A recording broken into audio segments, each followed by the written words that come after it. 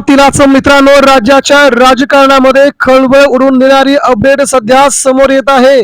भारतीय जनता पार्टीने केलेला करट कार्यक्रम, साताऱ्यातील प्रकरण, त्यानंतर लगेचच आलेलं ॲडव्होकेट कॅप्टन खरात याचं प्रकरण आणि त्यानंतर लगेचच झिरवाळ यांचं प्रकरण, या तीनही बाजून जर आपण पाहिल्या तर मित्रांनो, महाराष्ट्राच्या राजकारणातील जवळजवळ 50 ते 75च्या आसपास आमदार मंत्री या प्रकरणात अडकले असून राज्याच्या राजकारणातून सगळ्यांवरच अतिशय मोठी राजीनाम्याची टांगती तलवार नावांसह यादी येते समोर. मित्रांनो, आमदार मंत्री अडकलेत, नेतेही अडकलेत.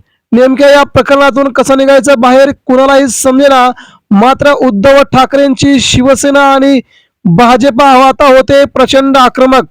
रुपालीताई चाकणकर यांचा राजीनामा झाल्याच्या नंतर आता मात्र या सगळ्या मंत्र्यांची, आमदारांची बारी आली आहे का, आणि कोण आहे ते, त्यांचे काय आहेत खराशी संबंध, मित्रांनो या सगळ्या मोठ्या दाव्यांसह बघूया आजची मोठी अपडेट.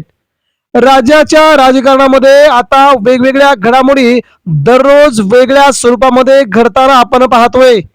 पहिल्यांदा साताऱ्यामध्ये भारतीय जनता पार्टी आणि एकनाथ शिंदेची शिवसेना यांच्यामध्ये सुरू झालेली मारामारी आणि त्यानंतर एकनाथ शिंदेच्या मंत्र्यांचा हात मोडला, इथपर्यंत मारामारी पोहोचली आणि घरगड्यासारखं एखाद्या मंत्र्याला भाजपने वागवणं. शिंदेचा जवळचा मंत्री शिंदेच्या गावामध्ये जाऊन भारतीय जनता पार्टीने ज्या प्रकारे शिंदेच्या शिवसेनेला जागा दाखवली, त्या प्रकारे हे प्रकरण वाढतं तेवढं सोपं नव्हतंय. यामुळे एकनाथ शिंदेच्या शिवसेनेची बाजू आता पूर्णपणे कमकुवत झाली असून सत्तेचं त्यांचं आता ज्या प्रकारचं आश्वासन होतं ती सत्तेतून बाहेर फेकण्याच्या हालचाली भारतीय जनता पार्टीने अतिशय मोठ्या प्रमाणात करून दाखवल्यात आणि शिंदे सेनेला मुक्का मार दिलाय आणि सत्तेतून बाहेर चालते व्हा असा थेट इशारा देवेंद्र फडणवीस यांनी साताऱ्याच्या प्रकरणानंतर दिलाय.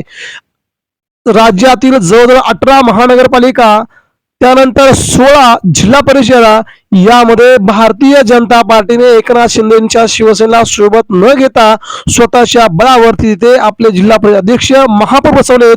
म्हणजे एकनाथ शिंदेची शिवसेना बाहेर जाते हे आता कोणालाही सांगायची गरज नाही. मित्रांनो, हे झालं एक कोडं. त्यानंतर हे प्रकरण चालू असतानाच लागलीच कॅप्टन अशोक खरातची फाईल बाहेर येते.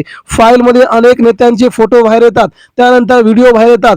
अनेक नेत्यांनी जाऊन त्या ठिकाणी अश्नो जल घेतल्याची माहिती अंजली दमानी यांनी दिली आहे.